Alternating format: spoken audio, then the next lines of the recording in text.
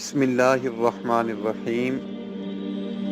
ام المؤمنین سیدہ خدیجۃ الکبریٰ رضی اللہ تعالی عنہا، آپ کا نام خدیجہ، کنیت ام ہند، لقب طاہرہ، والد کا نام خویلد، والدہ کا نام فاطمہ بنت زائدہ تھا۔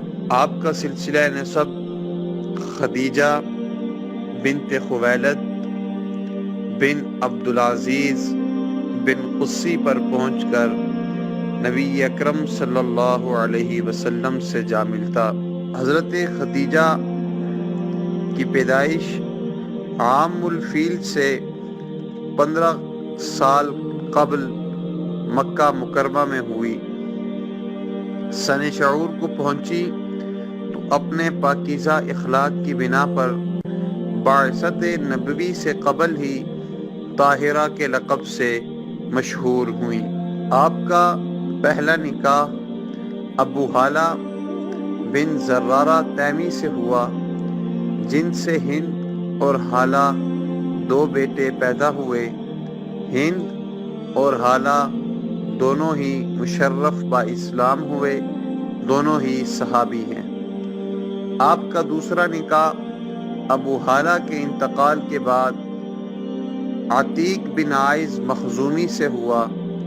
ان سے ایک لڑکی کی پیدائش ہوئی جس کا نام بھی ہند رکھا گیا، یہ بھی مشرف با اسلام ہوئی۔ کچھ عرصہ بعد عتیق کا بھی انتقال ہو گیا تو حضرت خدیجہ پھر سے بیوہ ہو گئی۔ نفیسہ بنت منیبہ سے روایت ہے کہ حضرت خدیجہ بڑی شریف اور مالدار عورت تھیں۔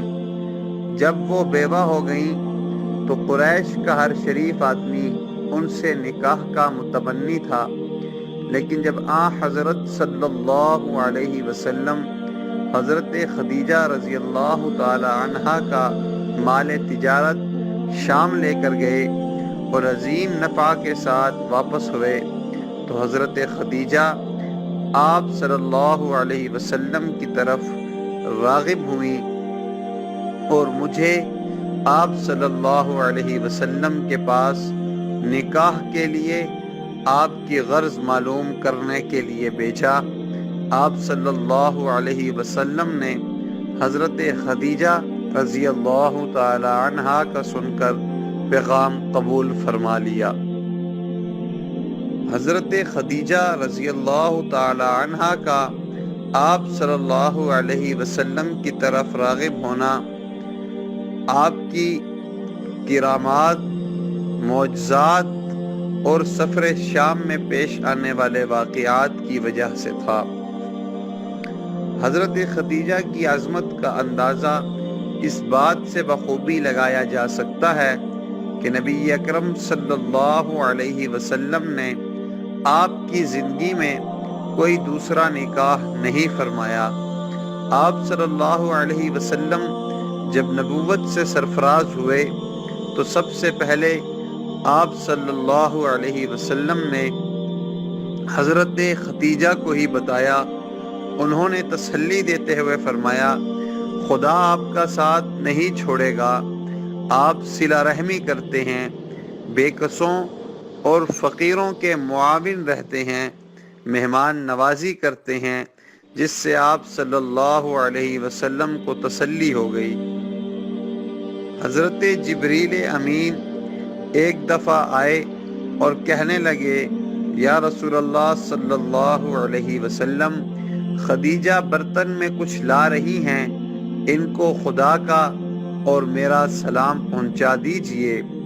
حضور نبی اکرم صلی اللہ علیہ وسلم حضرت عائشہ صدیقہ رضی اللہ تعالی عنہا سے ارشاد فرماتے ہیں کہ عائشہ، جب لوگوں نے میری تکذیب کی تو خدیجہ نے میری تصدیق کی۔ جب لوگ کافر تھے وہ اسلام لائیں، جب میرا کوئی مددگار نہ تھا تو وہ میری مددگار بنی، پھر میں کیوں نہ ان کو یاد کیا کروں۔ آپ کا انتقال 11 رمضان المبارک کو ہوا۔ آپ صلی اللہ علیہ وسلم بنفس نفیس قبر مبارک میں اترے اور حضرت خدیجہ کو قبر میں اتارا۔